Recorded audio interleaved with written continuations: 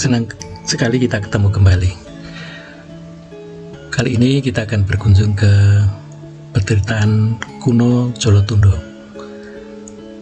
Sering disebut juga dengan Candi Jolotundo, yang merupakan komplek petirtaan kuno, yang merupakan kawasan kolam suci atau petirtaan yang dibangun pada masa Kerajaan Medang, yang telah berpindah dari Jawa Tengah ke Jawa Timur, atau sering disebut dengan periode Medang Jawa Timur.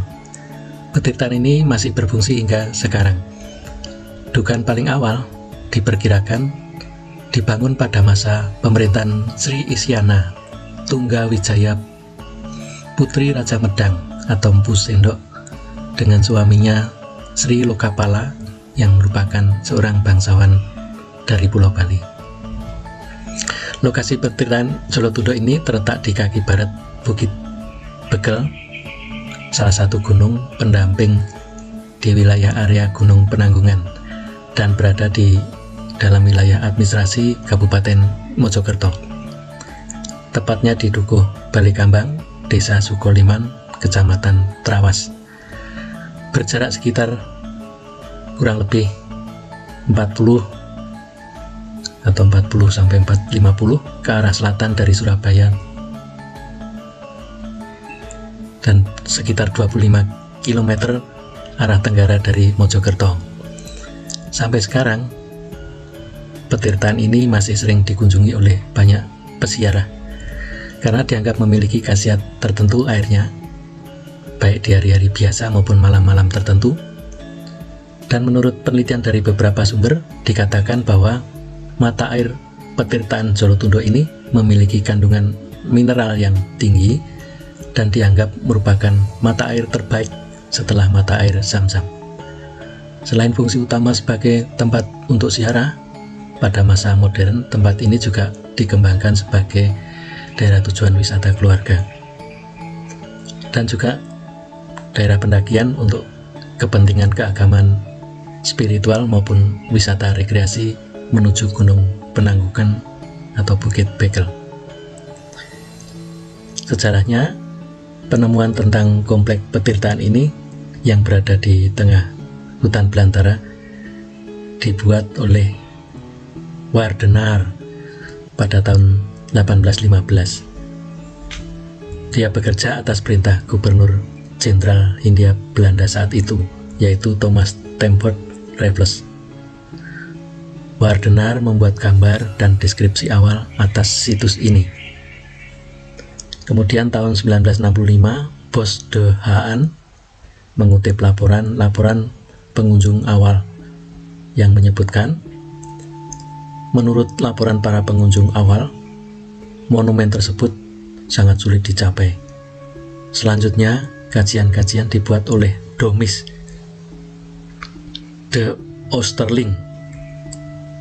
Kemudian ada Stutterheim, judulnya Het Singridge Waterwork Jolotundo, tahun 1937. Kemudian juga ada tahun 1946 P.H. Pot dalam Yoga and Yantra. Petirtaan ini dianggap sebagai petirtaan tertua di Jawa Timur berdasarkan bahan angka tahun yang tertera di salah satu bagian belakang bangunan yang bertuliskan angka tahun 899 Saka atau 977 Masehi. Adapun relief yang terdapat di Candi Jolotundo beserta temuan lempengan logam yang bertuliskan nama Dewi Isyana atau Agni dapat menjelaskan bahwa candi ini bercorak Hindu.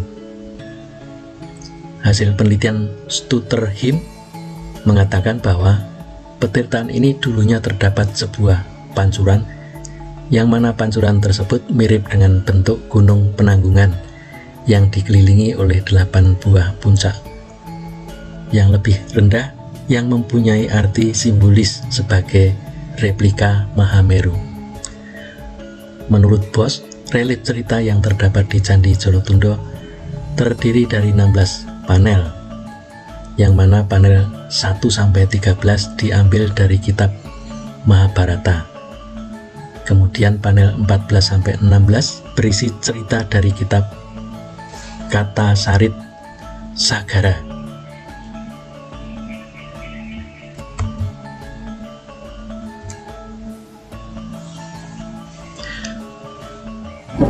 Petirtaan Jolotundo pada dasarnya merupakan sebuah kolam dengan ukuran 16 x 13 meter yang memiliki orientasi menghadap ke barat.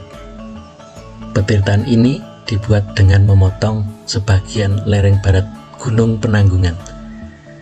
Di sudut tenggara dan timur laut terdapat masing-masing sebuah kolam kecil. Di atas kolam kecil tersebut terdapat bangunan seperti candi, yaitu semakin ke atas semakin meruncing, yang menempel pada dinding belakang. Bangunan ini mempunyai dua relung yang pada bagian atas masing-masing relung dihiasi kala. Patung bagian atas telah kosong, sedangkan relung bawah terdapat arca naga yang berfungsi sebagai saluran air dari dinding belakang ke kolam kecil.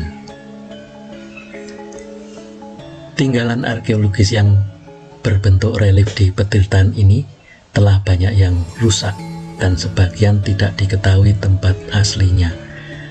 Relief-relief yang masih berada di tempat aslinya hanya 3 buah, yang semuanya terletak di sudut timur laut. 5 buah relief saat ini ada di Museum Pusat Jakarta, sedangkan 1 buah ada di halaman kantor BP3 Jawa Timur. Walaupun telah tersebar, namun BOS telah berhasil menyusun urutan panel relief yang seharusnya berada di tempat aslinya. Isi cerita relief tersebut dibaca dari sudut timur laut, dari kiri ke kanan. Isi relief tersebut berpokok pada cerita Mahabharata dan Kartasarit Sagara. Cerita Mahabharata hanya dibahatkan sebagai adegan pokok saja, yaitu mulai dari adegan Balasara bertapa sampai Janamejaya mengadakan korban ular.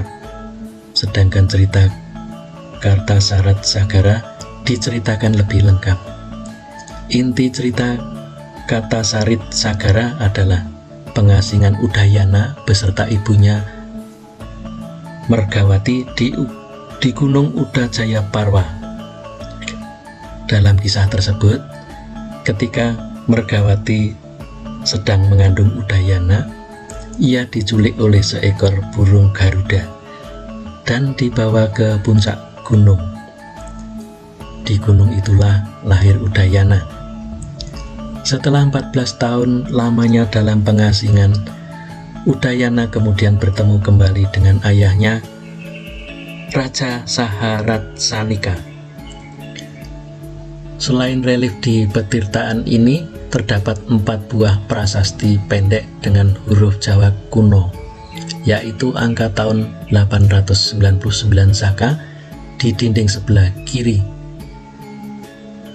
Kata terbaca gempeng di dinding atas sebelah kanan. Kata terbaca Udayana di sudut tenggara. Kata terbaca Mergayawati di sudut tenggara. 4. Inskripsi pendek itu semakin melengkapi aspek kesejarahan petirtaan Jolotundo. Banyak para ahli sepakat bahwa angka tahun 899 Saka menunjukkan tahun berdirinya petirtaan Jolotundo ini. Bila demikian, maka pada tahun tersebut Udayana berumur 14 tahun.